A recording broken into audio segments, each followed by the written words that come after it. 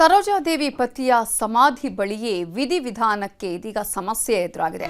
ಪತಿ ಸಮಾಧಿ ಪಕ್ಕ ಸರೋಜಾದೇವಿಯವರ ಅಂತ್ಯಕ್ರಿಯೆ ನಡೆಸಲ್ಲ. ಸರೋಜಾದೇವಿ ತಾಯಿ ಸಮಾಧಿ ಬಳಿ ಅಂತ್ಯಕ್ರಿಯೆಗೆ ನಿರ್ಧಾರವನ್ನ ಮಾಡಿದ್ದಾರೆ. ಅವರು ವಿಲ್ಲನ್ನ ಕೂಡ ಬರೆದಿದ್ದೀನಿ ಅನ್ನುವಂತಹ ವಿಚಾರವನ್ನ ವೀಕೆಂಡ್ ವಿತ್ ರಮೇಶ್ ಕಾರ್ಯಕ್ರಮದಲ್ಲಿ ಹೇಳ್ಕೊಂಡಿದ್ರು. ಆದರೆ ಆ ಭಾಗದಲ್ಲಿ ಇದೀಗ ಒಂದು ವಿಧಿವಿಧಾನಗಳನ್ನು ಮಾಡೋದಕ್ಕೆ ಸಮಸ್ಯೆ ಆಗ್ತಾ ಇದೆ ಅನ್ನುವಂತಹ ಕಾರಣಕ್ಕಾಗಿ ಅವರ ಅಂತ್ಯಕ್ರಿಯೆಯನ್ನ ಅವರ ತಾಯಿಯ ಸಮಾಧಿ ಬಳಿ ಮಾಡೋದಕ್ಕೆ ನಿರ್ಧಾರವನ್ನ ಮಾಡಲಾಗಿದೆ. ನಾಳೆ ಚನ್ನಪಟ್ಟಣದ ದಶವಾರ ಗ್ರಾಮದಲ್ಲಿ ಅಂತ್ಯಕ್ರಿಯೆಯನ್ನ ನೆರವೇರಿಸಲಾಗುತ್ತೆ. ತಾಯಿ ರುದ್ರಮ್ಮ ಅವರ ಸಮಾಧಿ ಪಕ್ಕದಲ್ಲೇ ಅಂತ್ಯಕ್ರಿಯೆಗೆ ನಿರ್ಧಾರವನ್ನು ಕೈಗೊಳ್ಳಲಾಗಿದ್ದು, ಸರೋಜಾದೇವಿಯ 3 ದತ್ತ ಮಕ್ಕಳಿಂದ ಒಕ್ಕೊರಲ ತೀರ್ಮಾನವನ್ನ ಕೈಗೊಳ್ಳಲಾಗಿದೆ. 3 ಎಕರೆ ವಿಸ್ತೀರ್ಣದಲ್ಲಿದೆ ಸರೋಜಾದೇವಿಯವರ ಗಾರ್ಡನ್. ಅವರ ಹೆಸರಲ್ಲೇ ಇದೆ, ಬಿ ಸರೋಜಾದೇವಿ ಗಾರ್ಡನ್ ಅಂತ ಹೇಳಿ. ಆ ಅಂತ್ಯಕ್ರಿಯೆಯ ಜಾಗವನ್ನ ಪರಿಶೀಲಿಸಿದ್ದಾರೆ ಎಸ್ಪಿ ಶ್ರೀನಿವಾಸ್ ಗೌಡ.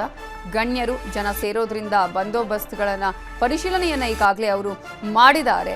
ನಾಳೆ ಅಲ್ಲಿ ಅಂತ್ಯ ಸಂಸ್ಕಾರವನ್ನ ನಡೆಸಲಾಗುತ್ತೆ. ಚನ್ನಪಟ್ಟಣದಲ್ಲಿರುವಂತಹ ದಶವಾರ ಅನ್ನುವಂತಹ ಅವರ ತೋಟ ಇದೆ. ಅದರಲ್ಲಿ ಈಗ ಹೆಸರನ್ನು ಕೂಡ ನಿಮಗೆ ತೋರಿಸಿದ್ವಿ, ಬಿ ಸರೋಜಾದೇವಿ ಗಾರ್ಡನ್ ಅನ್ನುವಂತಹ ಈ ಒಂದು ತೋಟ ಅಂದರೆ ಅವರಿಗೆ ತುಂಬ ಇಷ್ಟ, ಪ್ರಕೃತಿ ಅಂದರೆ ತುಂಬ ಇಷ್ಟ. ಅವರು ಹೆಚ್ಚಿನ ಸಮಯವನ್ನು ಅಲ್ಲಿ ಕಳೀತಾ ಇದ್ರು. ನಾಳೆ ಹುಟ್ಟೂರಲ್ಲಿ ಅವರ ಅಂತ್ಯಕ್ರಿಯೆಯನ್ನು ನೆರವೇರಿಸಲಾಗುತ್ತೆ.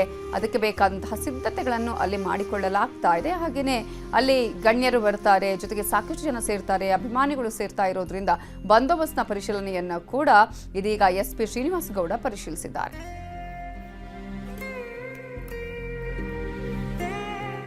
ನಾಳೆ ಅವರ ಸ್ವಗ್ರಾಮದಾದಂಥ ದಶವಾರದಲ್ಲಿ ಅಂತ್ಯಕ್ರಿಯೆ ಮಾಡ್ತಾರೆ ಅನ್ನೋದು ಮಾಹಿತಿ ಇದೆ. ಆ ಕಾರಣದಿಂದ ಇಲ್ಲಿ ಜಾಗವನ್ನು ಪರಿಶೀಲನೆ ಮಾಡಿ ಬಂದೋಬಸ್ತ್ಗೆ ಎಲ್ಲ ರೀತಿಯ ಏರ್ಪಾಡುಗಳನ್ನು ತಯಾರಿ ಮಾಡ್ಕೊತಿದ್ದೀವಿ.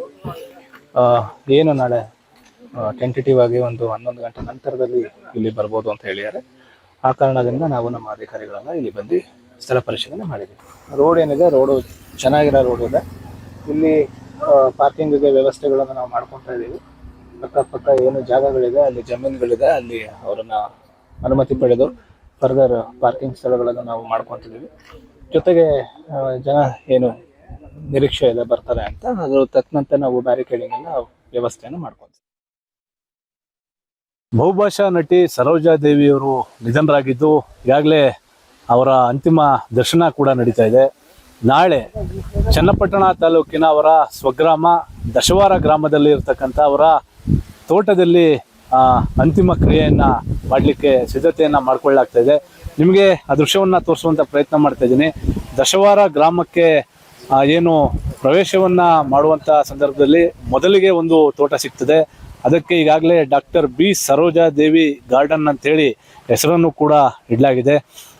ಇದೇ ಒಂದು ತೋಟದಲ್ಲಿ ಅವರ ತಾಯಿಯ ಅಂತ್ಯಕ್ರಿಯೆಯನ್ನು ಕೂಡ ಮಾಡಲಾಗಿದೆ. ಅವರ ಸಮಾಧಿ ಕೂಡ ಇದೇ ತೋಟದಲ್ಲಿ ಇರುವಂಥದ್ದು.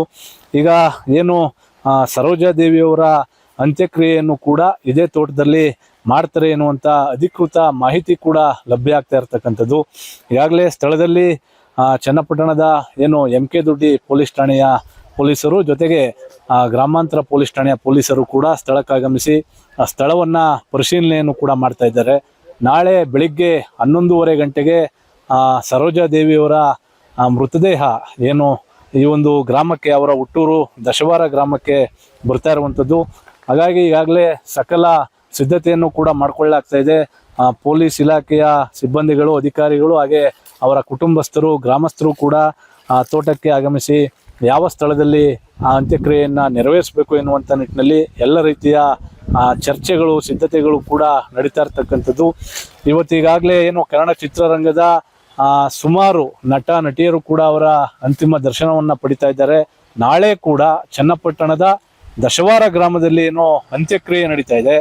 ಆ ಸಂದರ್ಭದಲ್ಲೂ ಕೂಡ ಅನೇಕ ನಟ ನಟಿಯರು, ರಾಜಕಾರಣಿಗಳು ಕೂಡ ಆಗಮಿಸಿ ಅವರ ಅಂತಿಮ ದರ್ಶನವನ್ನು ಪಡಿತಕ್ಕಂಥ ಸಾಧ್ಯತೆಗಳು ಕೂಡ ಹೆಚ್ಚಾಗಿರ್ತಕ್ಕಂಥದ್ದು. ಈಗಾಗಲೇ ಪೊಲೀಸ್ ಇಲಾಖೆಯ ಅಧಿಕಾರಿಗಳು ಕೂಡ ಸ್ಥಳಕ್ಕೆ ಆಗಮಿಸಿ ಎಲ್ಲ ರೀತಿಯ ಸಿದ್ಧತೆಗಳನ್ನು ಕೂಡ ಮಾಡ್ಕೊಳ್ತಾ ಇದ್ದಾರೆ.